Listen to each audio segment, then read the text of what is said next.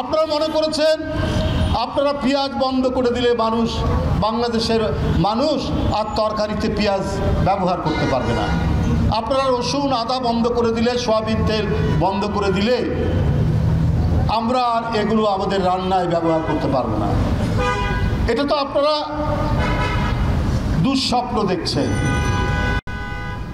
যে এদেরকে আমরা পানিতে, ভাতে, তরকারিতে ওদের বঞ্চিত করব। আপনারা পশু রপ্তানি অর্থাৎ গরু বিশেষ করে গরু রপ্তানি আজকে 5-6 বছর ধরে বন্ধ করে দিয়েছে।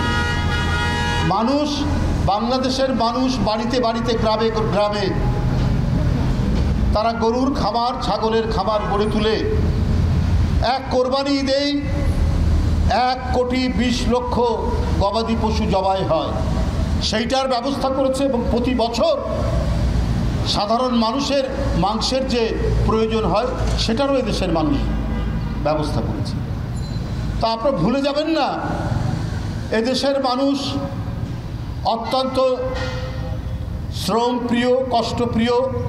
তারা তাদের প্রয়োজনীয় পেঁয়াজ, রসুন, আদা যেগুলো আমরা আমদানি করি সেগুলো তারা উৎপাদন করতে এবং অতিমাত্রায় উৎপাদন করতে পিছপা থাকে না।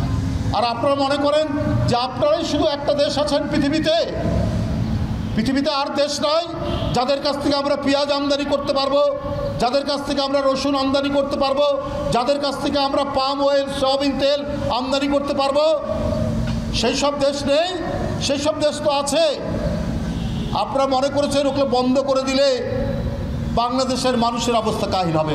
অবস্থা কাহিল হচ্ছে আপনাদের নিউ মার্কেটের সব কোনো দোকান চলে না, আপনাদের কলকাতার হোটেলগুলো বন্ধ হয়ে গেছে, আপনাদের মার্কেটগুলো বন্ধ হওয়ার উপক্রম।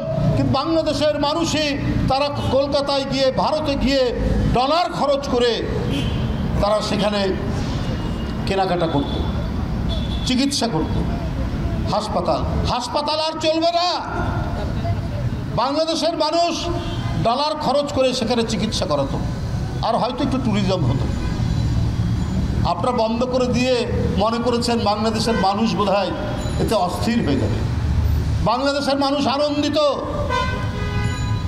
আপনাদের চাইতে বাংলাদেশ যে একটি দেশ, এই দেশের আয়তন এবং লোক সংখ্যা অনুযায়ী আমাদের অনেক মেডিকেল কলেজ আছে, আমাদের অনেক হাসপাতাল আছে।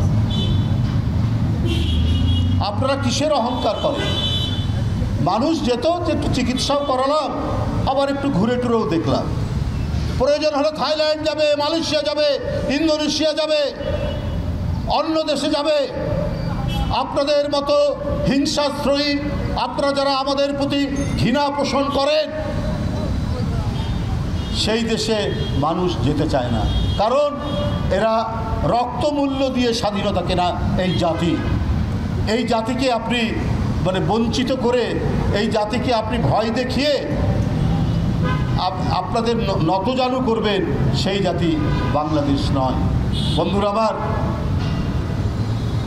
রিপাবলিক বাংলা বলেছে যে চট্টগ্রামকে ভারতের অংশ হিসাবে দাবি করা। আরও কত মিথ্যা অপপ্রচার দিয়েছে।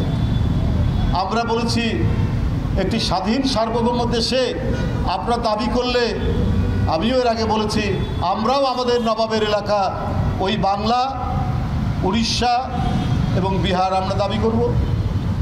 এটা তো আমাদের ন্যায্য পাওনা। কিন্তু এই কথা আমরা বলতে চাই না। অনেক সংগ্রাম, আন্দোলন, ব্রিটিশ বিরোধী সংগ্রাম এই উপমহাদেশের লোক একসাথে আমরা করেছি। কিন্তু আপনারা সাম্প্রদায়িকতার ধোঁয়া তোলে ভারতকে যেমন বিভাজন করছেন, ভারতের স্বাধীনতার পর থেকে গণতন্ত্রের যে একটি ঐতিহ্য ছিল সেটাকে যেমন ভুলুণ্ঠিত করছেন, আর সেই সাম্প্রদায়িকতার ধোঁয়া তুলে কট্টর হিন্দুবাদীদেরকে উস্কে দিয়ে আপনারা চাচ্ছেন উপমহাদেশে আপনাদের আধিপত্য কায়েম করতে। আপনাদের এই বিদ্বেষপূর্ণ মনোভাব, আপনাদের এই হিংসাশ্রয়ী মনোভাব, আপনাদের এই ধরনের অপরকে ঘৃণা করার মনোভাবের কারণে আজকে নেপাল আপনাদের সাথে নেই।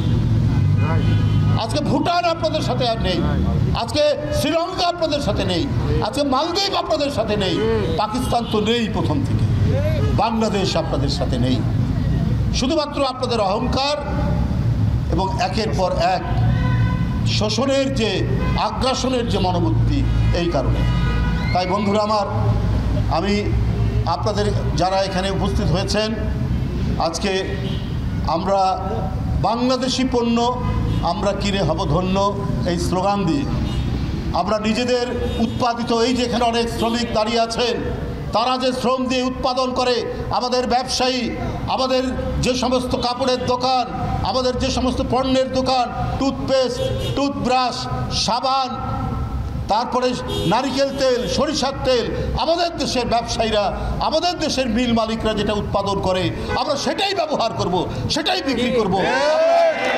আমরা কারো দিকে ফিরে তাকাবো না, কারো দিকে আমরা চাইবো না। হ্যাঁ, এই গ্লোবালাইজ পৃথিবীতে একে অন্যের সাথে লেনদেন হয়, বাণিজ্য হয়, কিন্তু যারা ঘৃণা করে আমাদেরকে, যারা আমাদের দেশের প্রতি আগ্রাসন চালাতে উস্কানি দেয়, তাদের সাথে আমরা কোনো ব্যবসা বাণিজ্য করতে চাই না।